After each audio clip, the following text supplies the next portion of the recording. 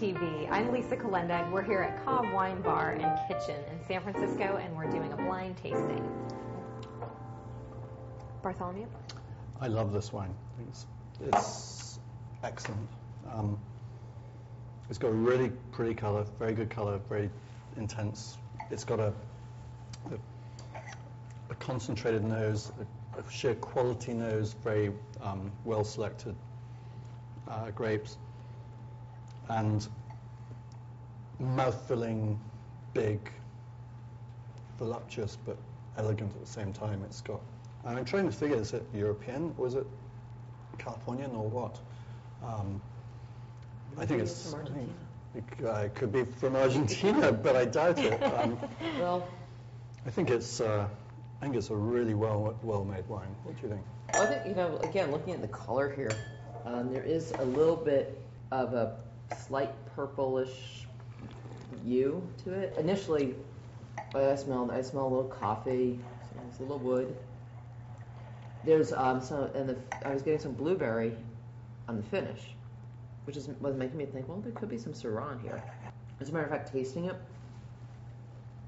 there is sort of like a little bit of a meaty, gamey thing going on. It's good. There's nice acid. There is good tannin, but there's fruit to stand up to the tannin. It's well balanced. It's a nice, well balanced wine. It's a wine that I think, to some extent, is almost a little bit of a crowd pleaser, because as we're not sure quite where to place it, old world, new world, it sort of bridges the gap stylistically, because there is a little bit of an earthy underpinning, but then there's also a good amount of fruit. But it's really kept in balance by the level of acidity and the level of tannin. If I had to guess, well, right now I'm going to guess that it's Syrah. And again, who knows? Yeah, I mean, I think you put the nail on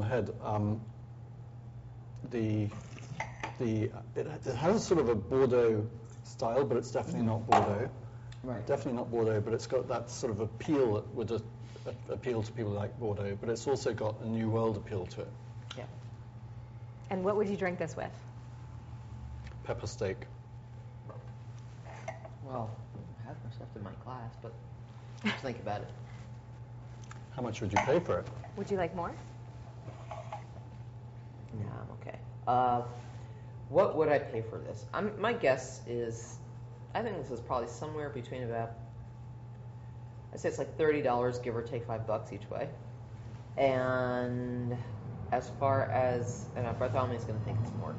Yeah, I think, it doesn't really cost more than $30 to make any wine, but I think the perceived value of this wine, I'd say in the 50s. Yeah. $50 range. Right. What would I eat with this?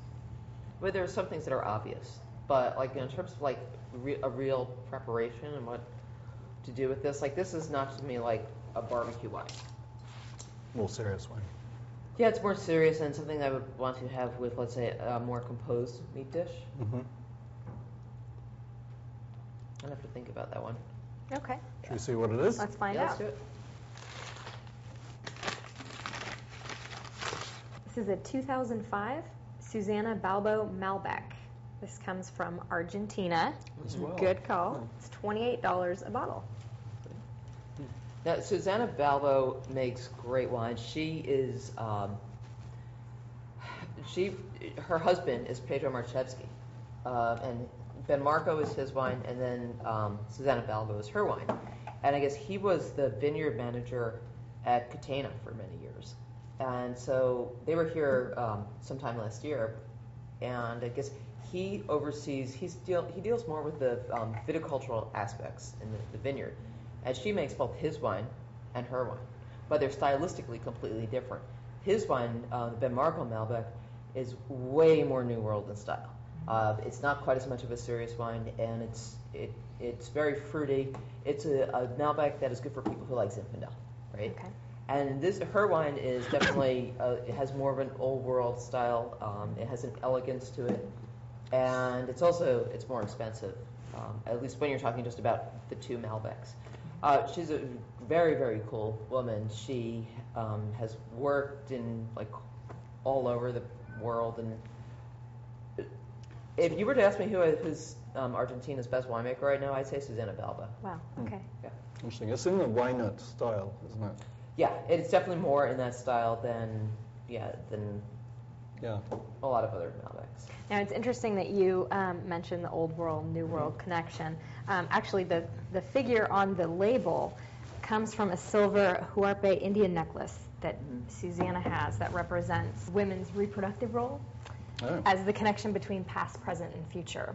So it's as a winemaker, her role is connecting the past and the present. Cool. That's very strange. And the future.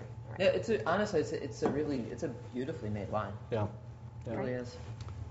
I almost said Malbec. I wanted to say Malbec, but didn't. The interesting thing with Malbec too is that Bartholomew and I were discussing before how there's sort of the more traditional Malbec that wineries sort of set that style. A lot of the Malbec that you see now is more, I would say, University of California at Davis influenced, and well, it's true. Fruit bombs. Yeah, they're fruit bombs and it's almost like that has sort of become the benchmark for Malbec, is this sort of fruit bomb style. And so when I taste a wine like that, it doesn't make me really think Malbec, when truthfully it should. Yeah, and now because that to me has a better classic Malbec. Yeah. This is what Malbec should taste like. This and the Wynot which we had previously. All right. Yeah. Well, this has been the 2005 Susana Balbo Malbec. Thanks for joining us.